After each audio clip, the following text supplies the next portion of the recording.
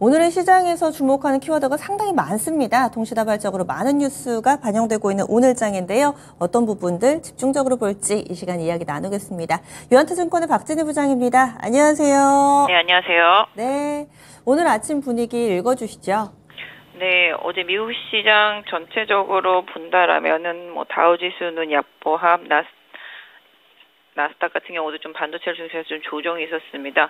우리 시장 장 초반에 반도체 좀 조정받는 듯 했습니다만은 반면에 그동안 못 올랐던 반도체들을 중심으로 해서 강하게 반등 나타나고 있습니다. 역시 기판 관련주들이 주도하는 모습 보실 수가 있겠고요. 전체적으로 지금 자동차 쪽은 금요일날 현대차 그룹 좀 많이 올랐다가 오늘 조정, 반면에 2차전지 쪽에서 포스코 그룹주들의 약진 상당히 눈에 띕니다. 포스코 홀딩스, 지난주에도 말씀드렸습니다만 포스코 그룹주, 포스코 DX, 포스코 인터내셔널, 포스코 퓨처엠 해가지고 포스코 그룹주들의 급등세가 계속 이어지는 모습 보실 수가 있겠고, 그 외에는 2차전지 섹터 전반이 약한데요. 딱 에코프로하고 금양 딱 이렇게 두 개만 지수편익 기대감 때문에 강한 모습 보실 수가 있겠고, 나머지 소재주들은 다 약한 모습 이어지고 있습니다. 그동안 좀 조정받았던 엔터주들도 소폭 반등하는 모습이고요. 그 다음에 지금 게임도 일부만 좀 강세 보여주고 있습니다. 제약바이오 섹터주들도 변동성이 있는 속에서 일부 종목들, HLB 같은 종목들, 그다음에 ST큐브 같은 종목들, 그다음에 일부 바이오 업체들 같은 경우 좀 강세 보여주는 흐름이고요. 전체적으로 놓고 본다라면은 지금 시장에서는 그동안 좀 많이 빠졌던 종목들, 지금 오늘 화장품도 일부 좀 강하죠. 콜마나 코스메카나 코스맥스 이런 것도 강하고, 최근에 LG생명, 아모레퍼시픽도 빠지지 않는 모습 보실 수가 있겠습니다. 전체적으로 지금 가온칩스라든지 이런 칩주들, 지금 테슬라의 이제 그 사이버 트럭과 관련되어 있는 종목들, 자동차 부품주들랑 칩이랑 자율차 관련해서 강한 편입니다. 그래서 사이버 트럭 관련주들이 오늘 좀 강하다고 보실 수가 있겠고, 수해 피해라든지 우크라이나 재건이랑 맞물리면서 재건 관련주들, 건설주들이라든지 일부 재건 관련주들로 주목되는 업체들 좀 강한 모습이 나타나고 있는데요. 초반에 좀 건설주들의 강세가 조금 눈에 두드러지게 좀 띄는 모습이고요. 기계업종 조금 반등 눈에 띄지만 또 섹터 안에서도 좀 편차가 있는 모습이라서 좀 체크 필요하겠습니다. 그래서 전반적으로 오늘은 시장이 약간 좀 혼조 양상이다라고 말씀드릴 수가 있겠습니다. 그러면 오늘의 첫 번째 키워드 확인해 보죠. 가장 궁금해하실 만한 부분이 반도체주가 아닐까 합니다. 오늘장 반도체주들 선별적인 강세 흐름 나타내는데, 기판 쪽 그리고 HBM 관련된 종목, 단기에는 좀 덜 올랐던 종목군들이 오늘장 좀 더 강한 것 같기도 하고요. 오늘 반도체 소부장의 흐름은 어떻게 판단하시나요? 네, 지금 반도체는 대장주는 계속 강하다, 대장주는 대장주다라고 말씀드릴 수가 있겠습니다. 지금 보신다라면 상대적으로 그동안 못 올랐던 시스템 반도체 쪽들도 오늘 좀 합류하는 모습 보실 수가 있겠고요. 상대적으로 좀 많이 갔던 쪽에서는 좀 차익실현 매물들이 일부 좀 나오고 있는 모습들도 보실 수가 있겠습니다. 그동안 최근에 조금 삼성향으로 많이 못 갔었던 종목이 이제 코아시아 같은 경우인데, 코아시아가 올라오고 있고요. AD 테크놀로지도 반등하는 모습, 그리고 푹 쉬던 GST도 강세 보여주고 있습니다.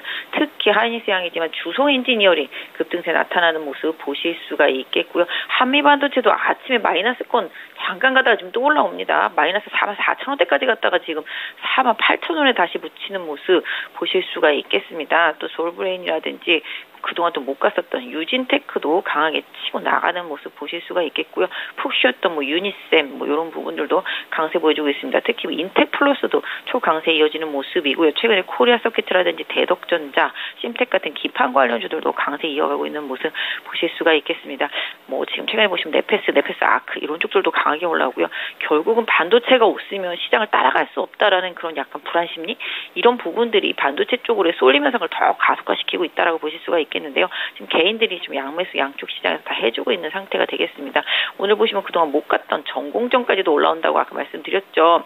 지금 유진테크라든지 그다음에 푹 쉬고 있던 테스 이런 종목들까지도 올라오고 있고요. 원익 IPS도 올라오고 있습니다.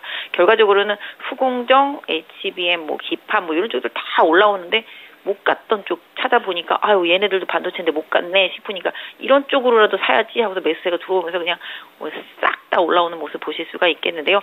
분명히 선별할 필요는 있겠습니다. 대장주는 대장주고요. 또 그 안에서 실적주들 좀 선별할 필요는 있겠는데요. 궁극적으로 반도체의 주도력 이 부분은 계속적으로 좀 유지된다라고 보시고요. 다만 그 안에서 변동성을 좀 활용하시면 좋겠습니다. 단기적으로 많이 올라오면 차익실현 매물로 나오고, 단기적으로 못 가고 못 갔네 그러면 매수 들어오고 지금 그러고 있습니다. 그러니까 주도주 안에서 기술적인 변동성을 최대한 좀 활용하시는 전략이 좋을 것 같고요. 초반에 조정받을 땐 이용하지만 그다음에 갑자기 올라가는 종목 좀 따라가기는 조금 부담스럽다라고 지금 말씀드릴 수가 있겠습니다. 그래서 오늘은 개인적으로는 반도체는 따라 사는 날은 아니다. 약간 좀 조정을 좀 기다려봐야 된다. 반등하면 오히려 그냥 그 추세대로 가지고 계신 분들은 추세대로 가져가는 게 맞겠지만 추격 매수는 조금 자제하고 개인적으로는 조금 더 눌림목을 기다려보시는 전략 이런 부분들로 지금 반도체 쪽들은 좀 말씀드리고 싶네요. 네, 눌림목 공략 전략 한 번 더 기억해 주시고요. 다음은 두 번째 키워드입니다.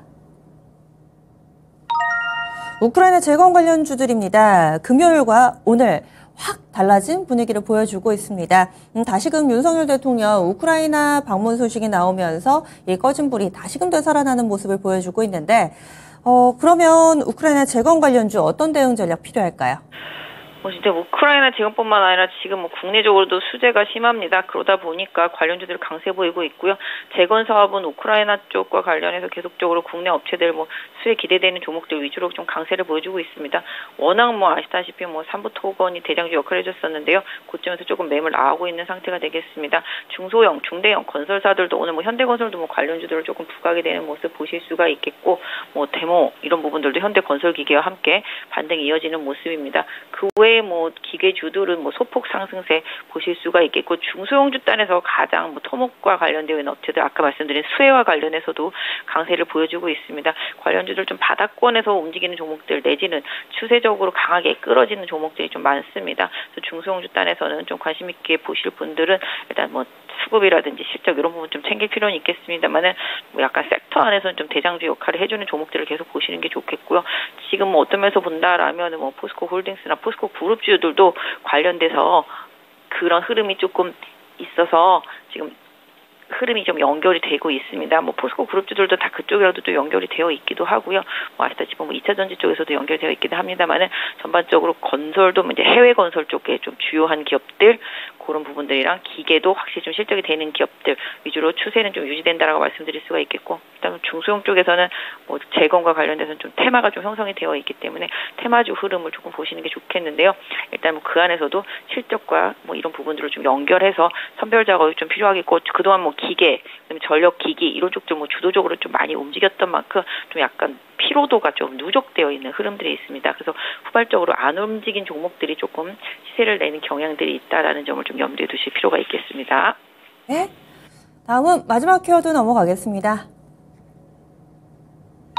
2차 전지는 전체적으로 좀 다소 눌려 있는데 포스코 그룹주들은 예외입니다. 포스코 그룹은 어떤 종목이라고 할 것 없이 못더기로 급등을 하고 있는 상황인데요. 2차 전지 전반의 분위기와 또 포스코 그룹주들은 앞으로 어떻게 될 것인지 또 부장님의 견해 알려주시죠.